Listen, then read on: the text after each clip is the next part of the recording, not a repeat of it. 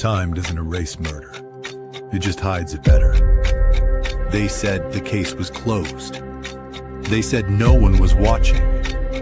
But someone always is. This is Santana True Crime. Welcome to Santana True Crime. Tonight we are covering the case of Kouri Richins. Kouri's case is ongoing. It's on day 4.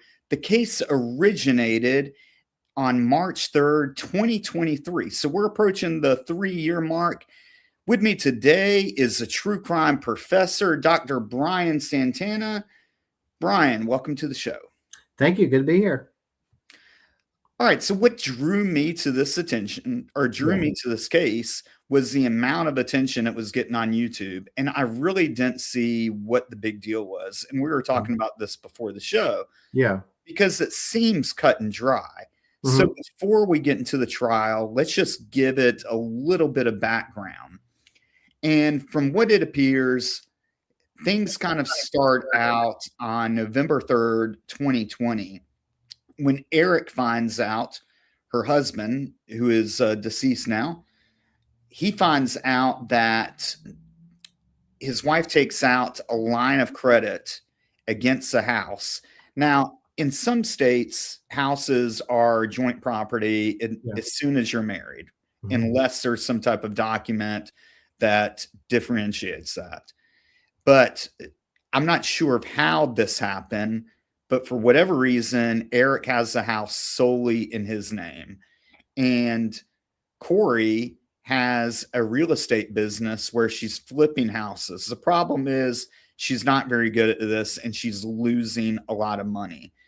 So without his knowledge, she goes and takes this loan out and he finds out about it. And that's when he decides to look at divorce. Is that what you were seeing? Yeah, that was pretty much. The charging documents do reference, I think even a month before what you mentioned, that he had become aware, but of some of the actual misuse of finances. But we're in the same time frame between October 13th and November 3rd is when generally this discovery about this finance issue kind of comes up. Yeah, and then she tries to take out a life insurance policy in his name without his knowledge. And so that's another kind of clue that things are going on. And also during this same moment, he also removes her after the finance thing you mentioned as the beneficiary of his policy. So there's this weird kind of thing going on there. That's right. And they've got 3 kids. So things are complicated. From what they're saying during the trial, at one point they were trying to work things out. That sounds believable. I'm sure you took a shot at it. But I think by this point, it appears very clear that things are not going to be moving in a positive direction.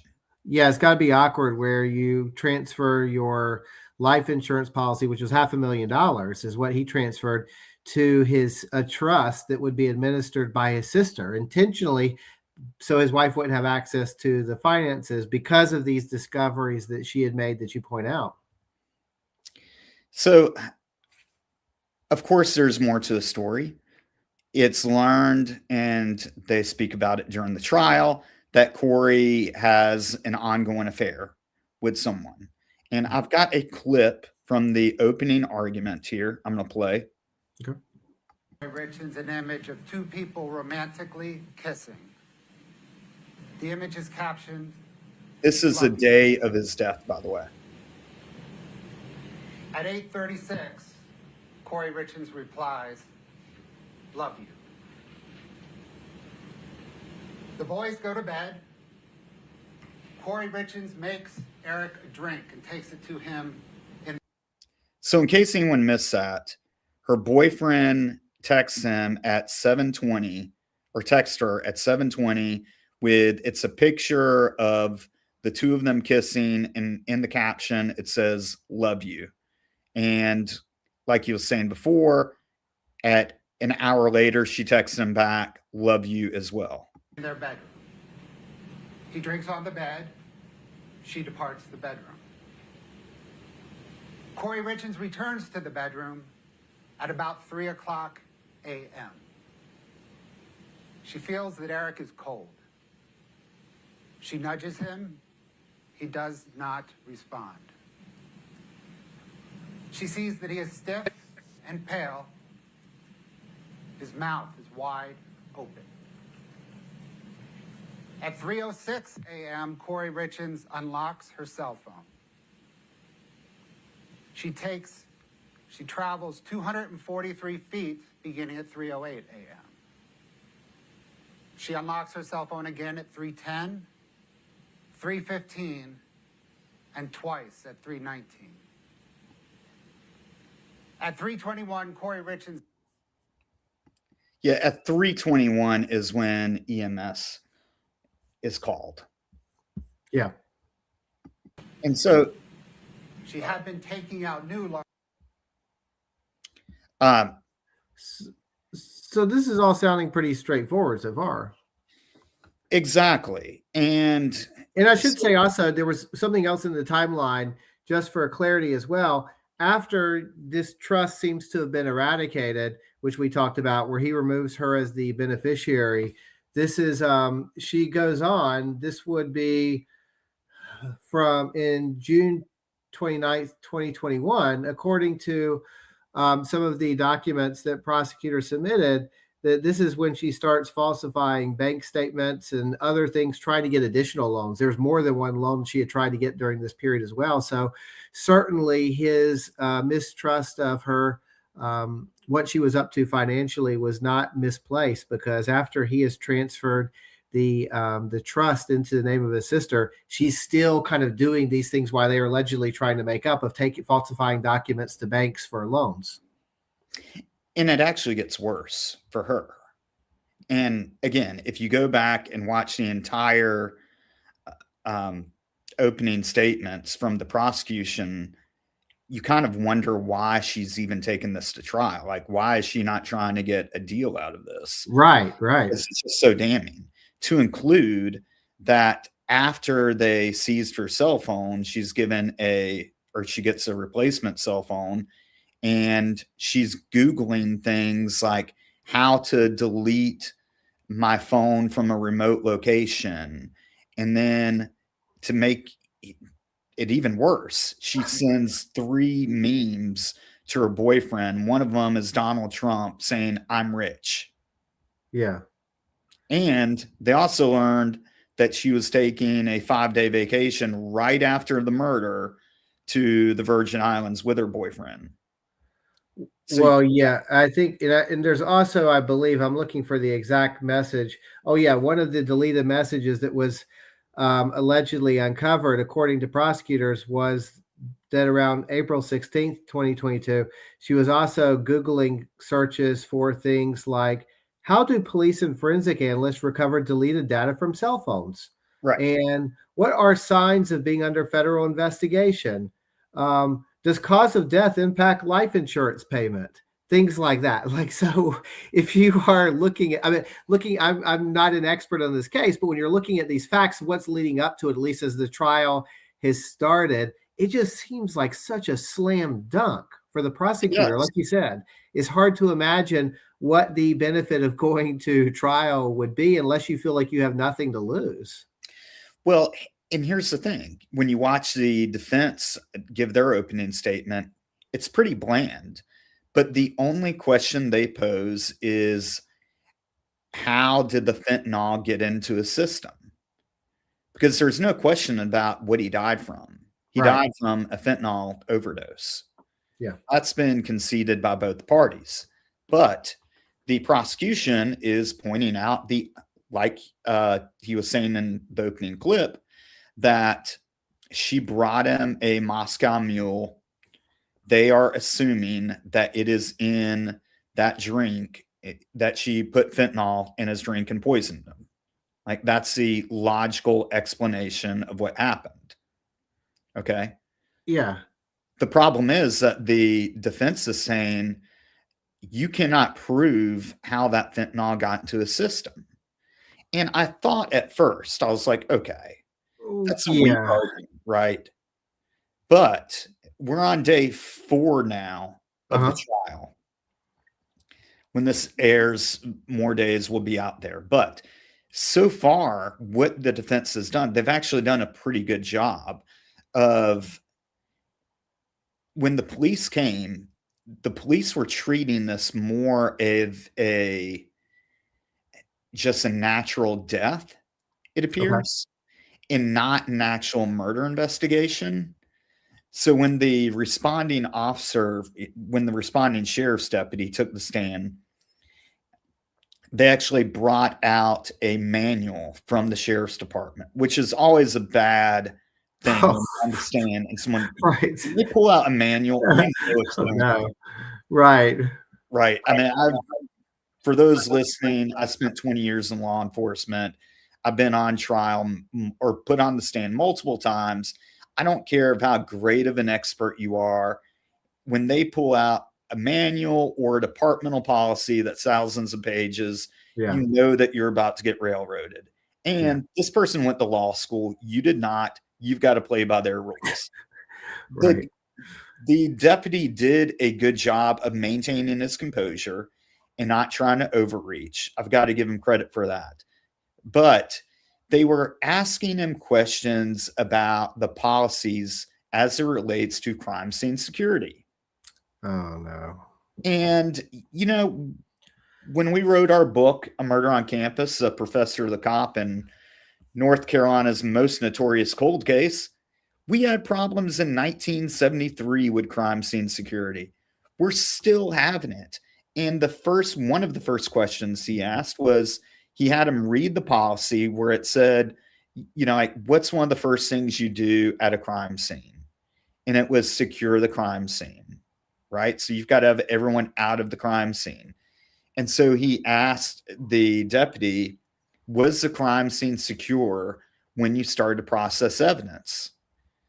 And of course, instead of saying no, he said he tried to weasel his way out of it. Right. There's only, you know, that's the only way I can say it, you know, not being disrespectful, because I understand this is a high profile case. Right. Sure, he was nervous, but he says it was partly secure. Yeah. And well, so what does that mean? Secure, it's not, right? Right. And that's what the prosecution did, is he brought him back the manual and said, show me in the manual where it says that you start when it's partly secure. And of course, he had to admit that that's not the case.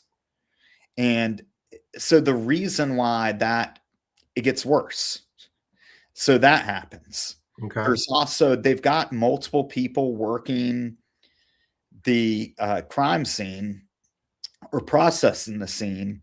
Yeah. And they do not have a search warrant at this time. And one of the deputies was given the job to search the master bathroom where the prescription pills were. And he's given a sheet that I assume is a form from their department that they use instead of just putting it in your report. Okay. And he's supposed to document the prescriptions that the victim or deceased person is taking. Right. That's not a common thing you do. Like even when an old person dies, you go around, you look for prescription pill bottles, you write the name of the pill bottle, make sure it matches the person's, you know, name that's passed away and whatnot. You document all that in your report. The problem is that he only searches kind of the immediate areas. Mm-hmm. He's not doing a true search where you're looking in every nook and cranny. Okay. Yeah. And the other problem is he doesn't actually write a report until a year later. And so he takes that sheet of paper that he's written these prescriptions on, and he just leaves it on a dresser. Okay. For someone to pick up. And it gets worse again. So that happens. Okay. They eventually do get a search warrant for the house. Okay. And they're searching in one of the crime scene techs is searching that same bathroom that he was in, and they find in a cabinet some THC gummies. Okay. Okay. And so there's multiple problems now, because now you've got THC is not legal in Utah. So it's, how did you get those gummies? Well, Eric had made a trip to Mexico. Where's fentanyl produced? Mexico. So inherently, what the defense is going to argue is that he was known to take a gummy every night before bed to help him sleep. Okay. And the problem is that the prosecution never tested those prescription bottles that were collected, and the gummies weren't tested, and the gummies weren't found till later on. So they can't conclusively say, where did the fentanyl actually come from? That's an interesting strategy, and I think it's probably the card the defense has to play. And I think that is probably a good idea if there's a lot of procedural irregularities to hone in on those. But I still wonder, we're still left to answer, like, a basic question with me after hearing all of that is still just, why is one of the searches she completes on June 6, 2022, what is a lethal dose of fentanyl? Like, it just feels like a weird coincidence that which was one of the searches she had done, according to the prosecution's documents.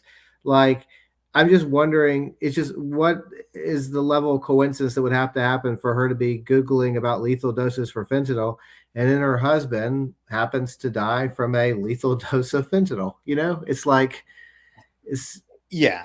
And I think that it's not a question of whether she actually poisoned him or not. I think most people would say she absolutely did. The question is going to be, can the defense find a way to work enough magic where they can put some doubt in some jurors that maybe he died of a overdose because he accidentally took something that was laced. And it just so happened to coincide with other things that were happening in their lives. And that's just a coincidence. There's a correlation, but they're not tied causally. Right. Because even if from my understanding, she's actually going to take the stand, which will be interesting. That will be fascinating to hear. Because you also have to wonder, like, fentanyl as a drug that someone's going to poison someone with. I mean, that's not going to be hard to detect on a test. And as someone who doesn't know all the ins and outs of this case, I kept wondering, did he have any past history of addiction or drug abuse issues? Like, why would someone choose fentanyl? Where maybe he had done fentanyl in the past before, and that's why she chose it. Like, because otherwise it just seems like it doesn't make a lot of sense, because this is going to be something that pops right away, unless she imagined it might look like an accidental overdose. I don't know. Yeah, and I don't know what her thinking was either, besides that it does not take a lot of fentanyl to kill you. And there was a time around Valentine's Day, where he also mysteriously got sick. He broke out in hives and stuff. Right. That the defense is saying, oh, he had an allergic reaction to food, and the prosecution is saying they believe that was the first attempt where she tried to kill him and didn't succeed. So whatever she used was not strong enough. And this is where we're going to get in February of 2022. An acquaintance is going to tell prosecutors that she said that the earlier pills she had weren't strong enough. And an acquaintance is asked to purchase fentanyl. And this is the thing.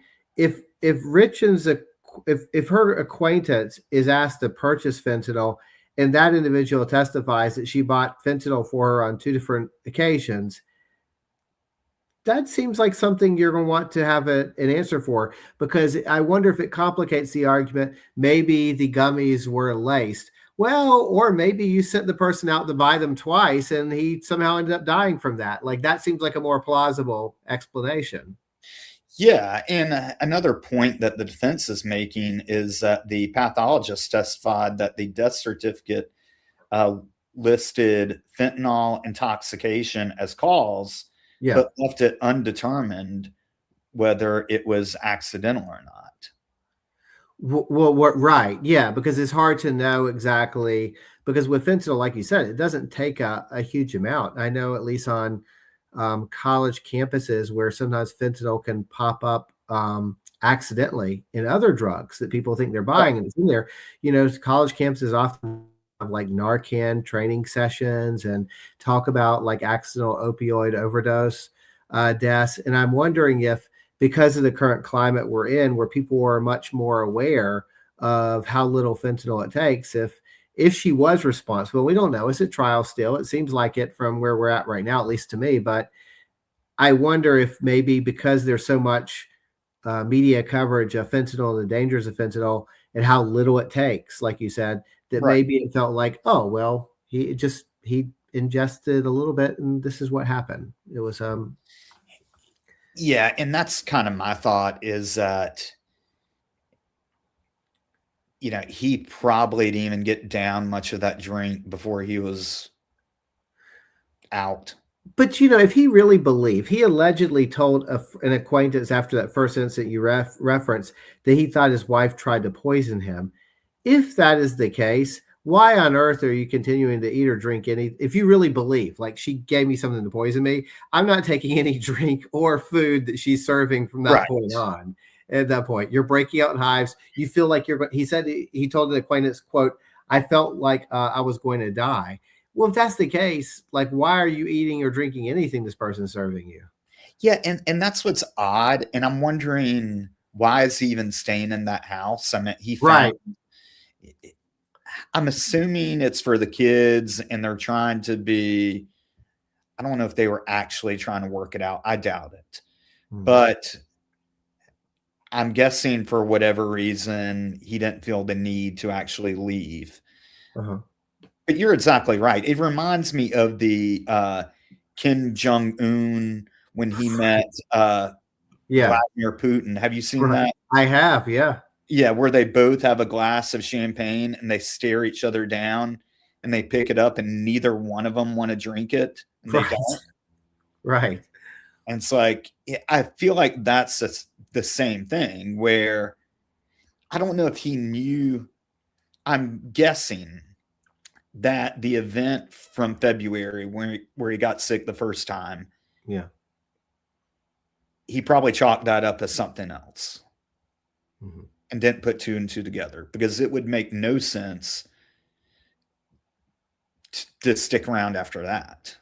Right. I mean, he's already done a lot. He's already financially reworked everything so that his sister has access to the trust and presumably his kids will be protected because of that from her squandering the money. But she's still taking out loans and he's still there while she's still continuing to forge documents, tries for at least 2 other loans, according to different banks who the police had interviewed. He has this incident where he's nearly poisoned, or he believes he's poisoned, and allegedly tells a friend he thought he was going to die, but you still stay there and you're eating or drinking anything that she's giving you. Then it's not a matter of blaming him, but I can imagine a defense saying, if he really believed that he was in danger of being poisoned, why would he stay and continue to eat or drink things that she was? Do you know what I mean? That's the other kind of side of it. And her financial motive is so clear. I've got another clip I will play. To include payday loans to service existing loans, but her new credit was drying up. In the 5 months leading to Eric Richins' death, Kouri Richins overdrafted over 200 transactions, totaling over $300,000. Wow. Yeah.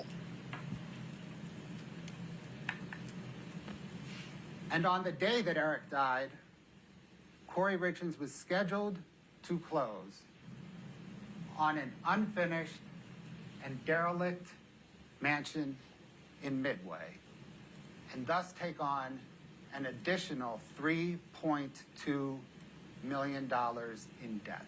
It's crazy. She did not have the financial ability to service that debt, to rehab the mansion, or to hold on to it long enough to resell it. And that is, I think that's as clear as you can get for motive. Yeah. Yeah. It's Besides having a boyfriend as well, you've got which, you know what, she's probably taken his money as well. Mhm. You know, I mean, but when you're in that deep of debt, and it sounds like their finances were not connected, which is why he had the house in his name. I'm guessing that's, she had a few schemes with him dying. I mean, it's so stupid to think that she was going to get paid by the life insurance policy. right.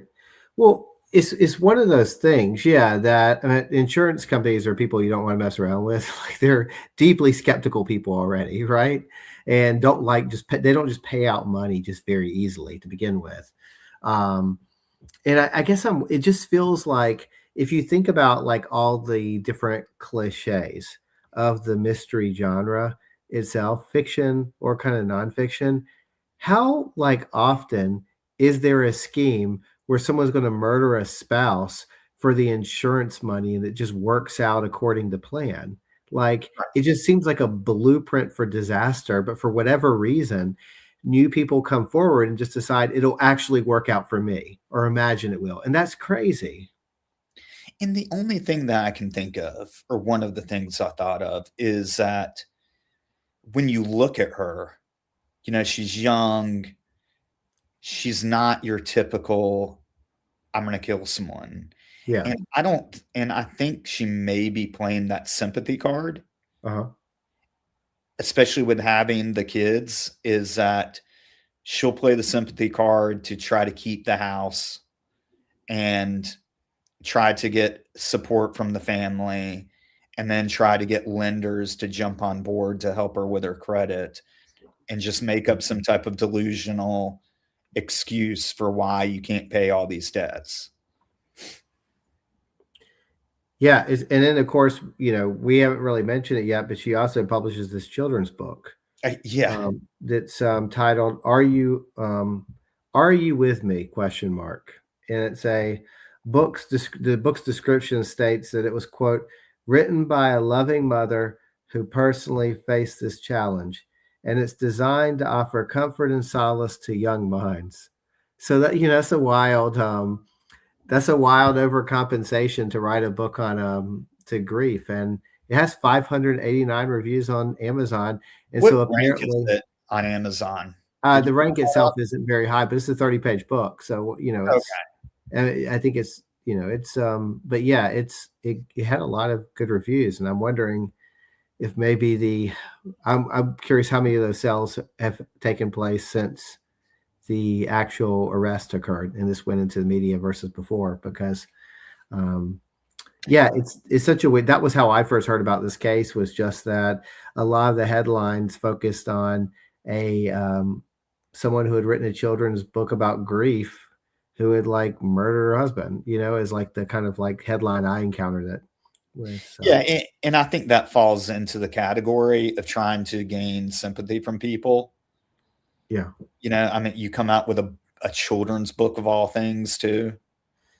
Well, yeah, you wonder what's in the book as well. Is there anything potentially incriminating in that too? But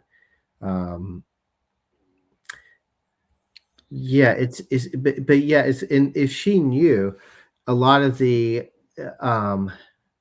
home had been placed into a trust.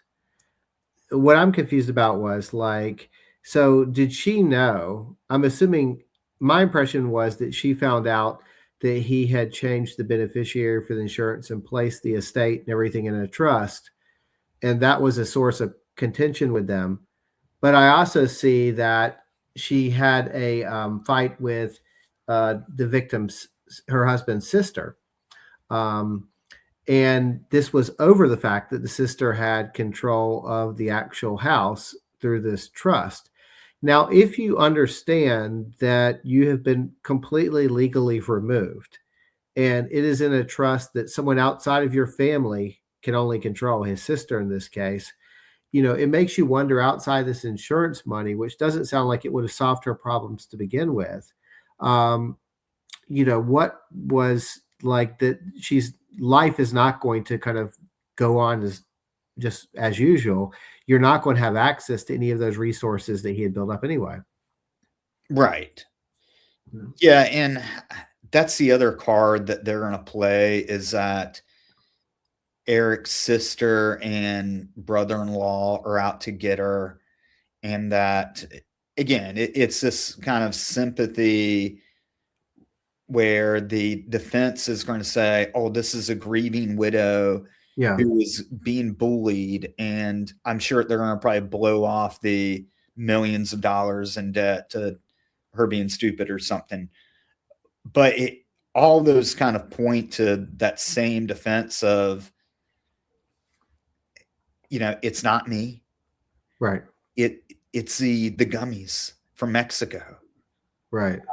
And you also read my book. Like, he didn't have to go all the way to Mexico to get those gummies. There's states surrounding, where they lived that have legal gummies. So it's just hard to. Right. It just seems like such a weird kind of. It sounds a little bit too much like the stuff, those cases from the 70s, like we've covered before, with Pixie Sticks and other things, where it's like, oh, this other thing that was like manufactured and sold to somewhere else, like accidentally had this like lethal dose of a drug in it. The Pixie Sticks accidentally had cyanide in them or something. It's like, right. Or the Tylenol murder is the same thing, where it's and like, that was what made that unusual, because like those things do happen in some sense where it's randomized like that, but those are a lot less likely and not nearly as common as people might imagine. And I'm sure if she was shown restraint with her phone and not put up so much damning evidence against her, like with the memes, with the stuff with her boyfriend, with her search history, all that stuff, she would have probably gotten away with it, or could have made that argument that, oh yeah, I don't know what happened. He buys these gummies. I believe he bought them from the mail, because during the search, they actually had a postal inspector, which is the federal agent, with them at the search to review like any packages and whatnot. Well, depending on exactly what the THC was derived from, he could have bought them legally through the mail as well. You can get THC gummies that are hemp derived that do have psychotropic properties. That's part of what Rand Paul and like the whole farm bill debates that are happening right now are over, because currently, like in North Carolina where we're at, it is recreational marijuana is illegal, but THC from hemp derived sources is legal. So thinking about like Delta 9 products, things like that, those get people high. Those have the same psychotropic properties. In some cases are even more potent, but they're also completely legal at the present moment because of this loophole that exists with the Farm Bill. And so that Congress has been trying to close out. So it's also entirely possible he'd have to go to Mexico to get these. Is all I'm saying. Yeah. I mean, it is funny because in North Carolina, a lot of those stores have gotten busted for buying real weed from Colorado and Florida. And you can go down to South Carolina and get it. But they were selling real gummies because no one wanted to buy the stuff that has, it's like a micro dose of THC that's allowed. It's basically zero. And so, no one wants to spend money on that. And so they go to the shops that sell the real thing, which is extremely common. Yeah, and it's not like THC gummies would be like so rare that you have to go to another country to get them and stuff. Right. In the United States, there's a Colorado, California, there's places where these are all just recreationally legal. They could go. So Yeah, you're not driving to Mexico to get driving, some gummies. right, Right. Like, right. that just sounds dumb to Well, it sounds like a weirdly, like almost like quasi racist card to play. Like, well, in Mexico, it's gonna be unregulated. There's gonna be like fentanyl in your drugs, but it's not like monitored. You know, like it seems like there's that like unspoken, implicit, um, nod towards we can't really know what we are taking that came from a Mexican pharmacy. Maybe it was tainted. Well, and if he really did go to a Mexican pharmacy and there wasn't all this other stuff, Yeah. it would be a rational argument to say, yeah, he went to this pharmacy in Tijuana that's run by the cartels, and they don't care about quality control.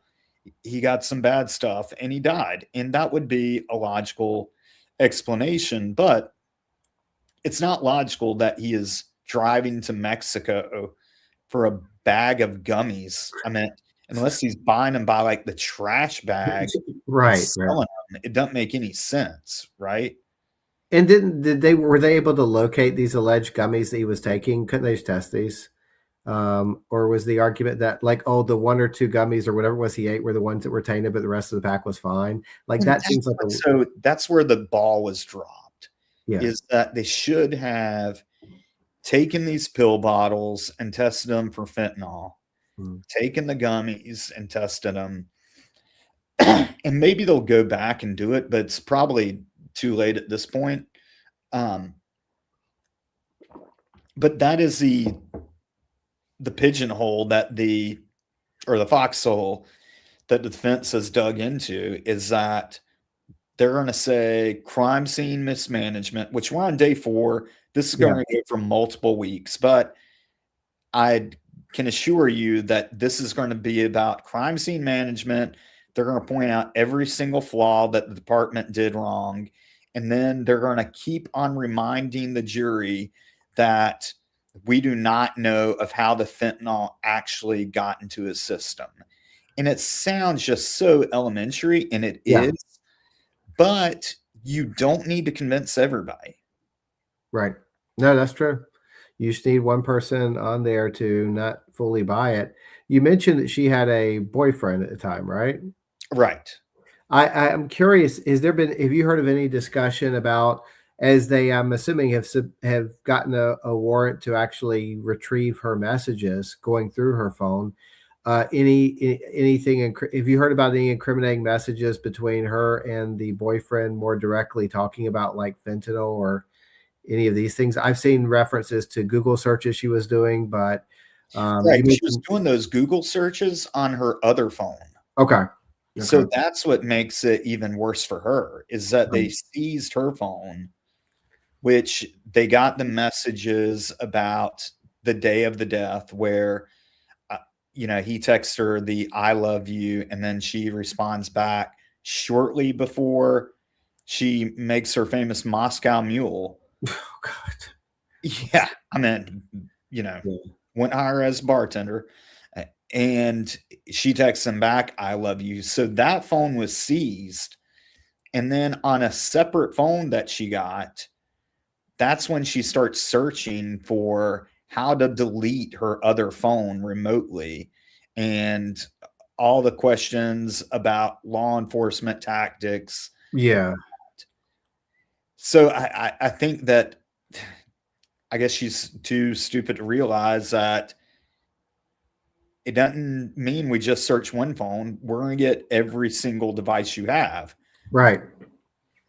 And you're imagining that these messages and these searches she's conducting are probably going to be blown up on poster board and put in front of the jury. Yes. Right. Like, so. And that's where they pointed out that shortly after his death, she's sending these memes about how she's rich now. Yeah. So she really did believe that. I don't know if she thought she was going to be able to get the life insurance policy anyway, Yeah. That's the only thing that makes sense.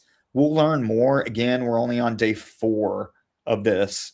And a couple of the days was a crime scene investigator that they held over and asked a zillion questions about where she took pictures. And she's the one that found the gummies. So they harped on that a lot.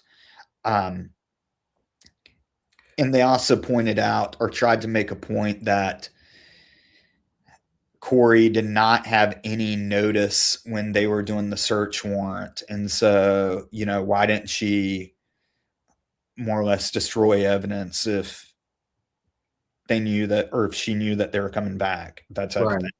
But I don't think that the evidence that they've shown so far, and I'm sure there's more, I just don't think she was thinking about that. Like, she wasn't thinking about her digital footprint. Right. Especially when you think, I think it's very damning, and I'll remind you of it. I've got it written down of the times that she unlocks her phone. So every time you open up your phone, your iPhone will capture that into the data. Yeah. And so we know that she unlocks it at 3:06, 3:08, 3:10, 3:19, Yeah. 3:19 again. Then she calls 911 at 3:21. Right. And they've got her phone traveling during that time. Yeah. So she can't say that she was asleep. She can't pull the Karen Reed, I butt dialed someone multiple times. I mean, they tried it in Karen Reed. I don't think anyone believed it. But it's very clear that that was not on her wavelength when she was preparing for this. Yeah. I think that she was preparing for her dream of living this life with her boyfriend in luxury off of pretend money that she thought she was going to get. And I don't know if she thought that all this debt that she had incurred would work its way out, or if that dilapidated mansion that she bought for $2 million was crazy. really going to be a good investment. She was going to make all this money, or if she was going to burn it down and take the insurance money. I don't know. But regardless, we see that in a lot of cases. So she's not the only one. Kind of like with Brian Koberger did the same thing, where he put planning around the initial attack, but he didn't think that, it's going to be suspicious if I leave my cell phone and then turn it back on, right after the murders. Right. Right. Well, I wonder if it's one of those things that because our phones are so kind of intertwined in many people's just day-to-day routines and lives, is something they do without actually thinking very much about it. And because of that, if it almost feels like the one blind spot that happens in these cases where you're looking at every other kind of variable. I'm not saying she is, I don't think she was, but let's just say someone attempting to look at every other variable. There are these cases, and Koberger was another one, like you mentioned, where the phone itself is almost like invisible. And we think about maybe forensics, but not necessarily think about forensics tied to our phone, which is really not even a phone. It's carrying around a computer that has a GPS tracker that you can, like all these different things that can provide all this information. But it's the one thing I think that people don't always remember is probably the most damning source of evidence they have, not necessarily whether their footprint is there or whatever else. There's lots of other ways different things can be explained away, but your digital footprint can be much more pronounced than your physical one. Yeah, absolutely. And I feel like we talk about this every show, where people think that when they delete things, that's actually deleted. Right. And it's not. And, when they do a cell phone dump, all that stuff is, or most of it is retrieved. From my understanding, it's more or less randomized, even when you try to delete things the proper way, if it actually will get deleted. Wow. Yeah, no, it's and I think this is also a good reminder that, I think anytime someone imagines that they are some kind of mastermind or have this plan worked out for the perfect crime, most of the people that are so dumb to even think about things like that, to begin with, are probably not going to be able to pull that off. Yeah, I think it's very hard nowadays to get away with murder. You've got to be really committed, and I'm not trying to make this sound positive, but one of those commitments has to be to not have any type of electronic on you. Not trying to give anyone's, ideas, but that's just how a lot of these cases get solved. Sure, It's sure. through, digital forensic data. And I think that we are so used to, as a society, putting either all our thoughts online or texting them or communicating with someone with that device. Eventually, whether it is on your device or it's on the device that you confided with the person, like in this case, I'm sure they've got her boyfriend's cell phones and his electronics as well. That's a lot of evidence. Has her boyfriend been publicly named at all, or has he come forward with any kind of reaction or statement? Yeah, he actually named his name in the opening statement. Okay. So I'm sure he's going to be called as a witness as well. Yeah, so And that's got to be embarrassing. right. If you're on national TV and you're on a lot of big YouTube channels and they're not going to hide your face, you can't lie, and you're going to have to talk about your relationship with someone that's on trial for murder. Yeah, and and the sad thing is with her kids and everything else, this entire situation, I think it's just really, I mean, you have that awful book, you have this awful trial, you have the circumstances. I mean, the kids are basically losing both their parents in this entire situation. So, it's a really, and I can't imagine what psychologically that realization is going to kind of be at some point of like what all these circumstances were. Like that would be it's really terrible, and and we can make light, and it is just like it's almost absurd because it seems like such a bad idea and such a dumb crime to commit, but it's also is really horrific and sociopathic. What kind of is going to happen to these kids? Well, I didn't bring this up before, but the kids found out about their father's death by he was being wheeled out of the house by EMS. That's crazy. And they had run to the front of the house before their uncle could grab them. And so one of the kids just immediately broke down, and another kid just said very matter of fact that he's dead. Yeah, that's heartbreaking. It's terrible. Yeah. Yeah, it is terrible. I mean, they are the true victims in this, besides Eric. And, I really do feel for him. Yeah, and and I think that it's important to keep in mind with a case like this that two things can be true. It can be true that the original responding officers did not secure the crime scene and just made some astoundingly stupid choices. And it can also be true that she's 100% guilty. And it could be, Right. like both of those. And they did make mistakes. I mean, I don't think that they should, and they don't seem to be hiding it. Right. Like they did in Karen Reed, where the investigators were trying to defend themselves. And I thought that was, very honorable of them to be on the stand and admit it for the most part. I know that, like we talked about, one of them was saying that he partially secured the crime scene, but hopefully they will just know that, you know what, you can't lie. Right. And just own up to the fact of the mistakes. It doesn't make you a shitty officer or shitty person. Right. You need to, honestly, hopefully their department sees this and says, okay, you know what? We need to change some policies. Like if you go to a crime scene, you're writing a report that night. You know, that's always a big one. Always securing the crime scene. And that means getting everyone out of the house, Right. doing a search of the house to make sure there's no one in the house.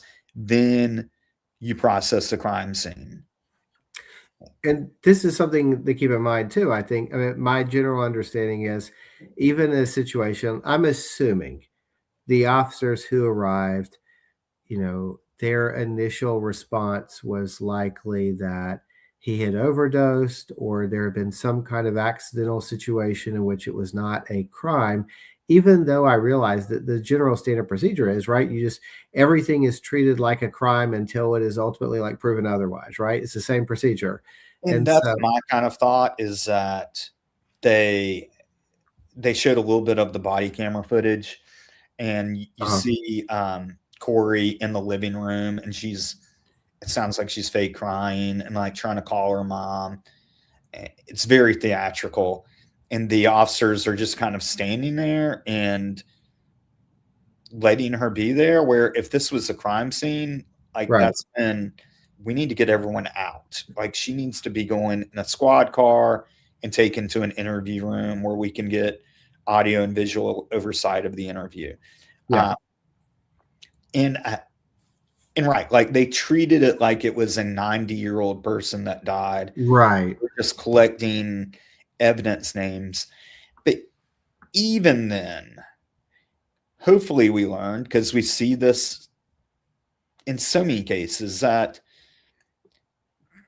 you know, these cases, they learn about that, oh, no, it's not a natural death. It's a homicide. And it's months later until we charge them. And then whoever is the supervisor on that case starts doing his workups or his or her workups. And they learn that, oh, these officers never wrote reports. Then they have to ask them to write a report that is about an incident that happened a year from then. Right. And so your memory isn't as clear. You're not able to write a detailed report. And that is what you're relying on when you go to trial years down the road. I mean, we're looking at 3 years from when that incident actually happened. And I know that feeling. It sucks when they ask you about something and you're like, oh shit, I don't remember anything about that. Unless you got a report. Yeah, I mean, think back to try to remember what you were, all the details of any day you want to 1 month ago. And now imagine going back years ago. It's I'll tell you a funny story. I had this is in Wake County in North Carolina. And in Wake County, you've got a disposition court, which is all the misdemeanors. And then you've got Superior Court, which is the felony trials. And in the disposition, it is like a circus. The officers go in, and that's where they have just everything that happened on that month gets assigned to that courtroom. So it's jam-packed with people. Nothing really gets done. And occasionally a trial will happen if it's something quick. But for the most part, you're sitting we sit in the jury box, and lawyers will just come and just try to negotiate the charge down to something, or it gets continued. Mm-hmm. So I had this lawyer who, you know, I could call her some names, but I'll say she's tough. And she came up to me and is asking me about this. It's called RDO, resist, delay, obstruct. And I had at least 2 of them on my docket. And she said that she wanted to go to trial. And so I'm almost like, okay, whatever. And so they call me to the stand. And this was a case about this known gang offender that's stolen a car, posted a video of himself on Instagram with said stolen car and a pistol, bragging and laughing about how he ran from RPD. He had barricaded himself in a house on Beverly Drive We had a helicopter overhead. Oh, SWAT team came out. It was just a complete, every resource that we had available type of call. He eventually comes out. We served him on the warrants, and I charged him with RDO for spending the entire day and just countless resources and dollars with him not coming out of the house. Okay. And it's just a misdemeanor charge. Most of the time, they'll plead to that. That's what I thought I was testifying for. And I get up there and I'm telling about like the helicopter, and the defense attorney is like looking at me weird. And then sorry, it was a girl that he was with that was in the house that got the RDO charge, because so eventually she's like, so there's a helicopter overhead, and she shows me the shuck and goes, are you sure that this happened, Officer Santana? And I look at it, and that's when I realized that I had this old shit moment, that I had testified to the completely wrong case. It was really just a hit and run where the girl was like it was in her stolen car, and she was trying to get into the stolen car, and she had refused to get back. And so we eventually, I charged with RDO, like not that big of a deal. But again, I'm just completely flopped them in my head. And it was because both of them had gotten continued so many times. Right. And then you've got like 200 other cases on your docket, and you get into this mentality that nothing is going to happen. So I just have to be there essentially. So I wasn't prepared for that. What I should have done is looked at it, got my report, read through my report, and then got on the stand, and not, just jumped on there and assumed that I knew what I was talking about. Right. So my point in saying that is, like, things happen. I've made plenty of mistakes, and you learn from those mistakes. Yeah. And hopefully these officers will look at this case and say, you know what, how could we have done this better? And clearly there's room for improvement.